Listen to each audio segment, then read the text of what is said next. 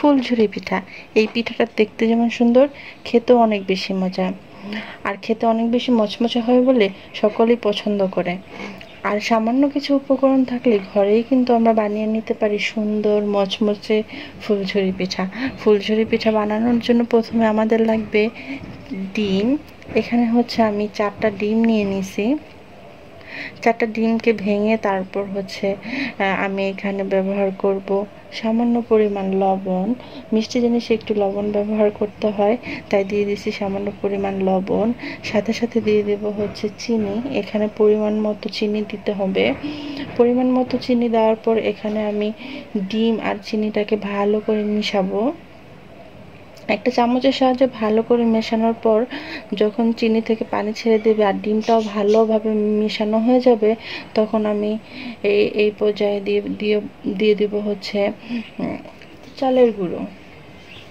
চালের গুঁড়ো দেওয়ার পর হচ্ছে দিয়ে দেব হচ্ছে ময়দা। এখানে আমি সমানভাবে চালের গুঁড়ো আর ময়দা একসাথে ব্যবহার করছি। কম বেশি এখানে ময়দা বা চালের গুঁড়ো কম বেশি করে নেওয়া যাবে। চালের গুঁড়ো আর ময়দা দেওয়ার পর এখানে আমি একটা চামচের সাহায্যে ভালো করে মিশিয়ে নেব। আর আমার লাগবে হচ্ছে লিকুইড দুধ। মেশানোর জন্য একটু পর পর লিকুইড দুধ দিয়ে দেব আর হচ্ছে মিক্স করে নেব। যেহেতু আমার হচ্ছে পিঠার ব্যাটারটা একটু বেশি ছিল, তাই চামচ দিয়ে নাড়া হচ্ছিল না, তাই আমি হাতের সাহায্যে হচ্ছে ভালো করে মিশিয়ে নিছি।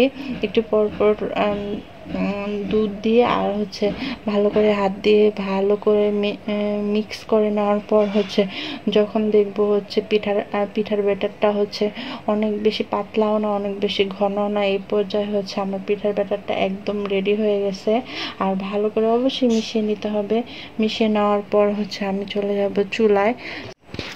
এ পর্যায়ে কড়াইতে আমি হচ্ছে তেল দিয়ে দিছি। তেল দেওয়ার পর হচ্ছে যে ছাঁচে আমি পিঠাটা তৈরি করব ওই ছাঁচটাকে ভালো করে গরম করে নিতে হবে।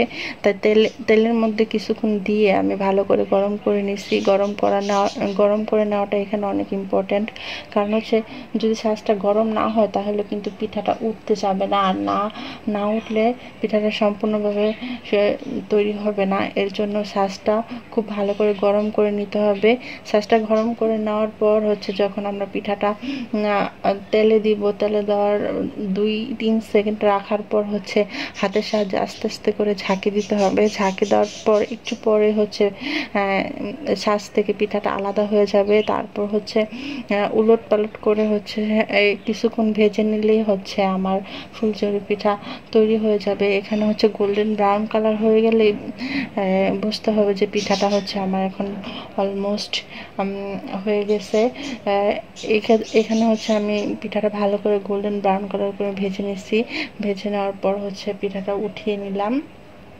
উঠিয়ে নেওয়ার পর সেমভাবে হচ্ছে আমি আরেকটা পিঠা দিয়ে তারপর হচ্ছে ভেজে নিচ্ছিলাম। আর এখানে লক্ষ্য রাখতে হবে ছাঁচটা গরম থাকতে হবে প্রত্যেকটা পিঠা বানানোর ক্ষেত্রে। এর জন্য হচ্ছে অন্য চুলায় সামান্য কিছু তেল দিয়ে কড়াইতে তারপর ছাঁচটা যদি গরম করে না হয় তাহলে পিঠাটা কিন্তু তাড়াতাড়ি বানানো যাবে আর পিঠাটা উঠবেও সুন্দর, নষ্টও হবে না। এর জন্য হচ্ছে আমি অন্য চুলায় হচ্ছে কড়াইতে তেল দিয়ে তারপর তেলটাকে গরম করে ছাঁচটা ওইখানে রেখে দিই। তারপর যখন পিঠাটা আমি বানাই তখন হচ্ছে ছাঁচে দিয়ে তারপর অন্য চুলায় পিঠাটা বানাই। মানে এখানে 2টা চুলা ইউজ করলে খুব তাড়াতাড়ি হচ্ছে পিঠাটা বানানো হয়ে যাবে। আমার সবগুলো পিঠা বানানো অলমোস্ট হয়ে গেছে। দেখতেই পাচ্ছেন কত বেশি সুন্দর হয়েছে ফুলঝুরি পিঠা।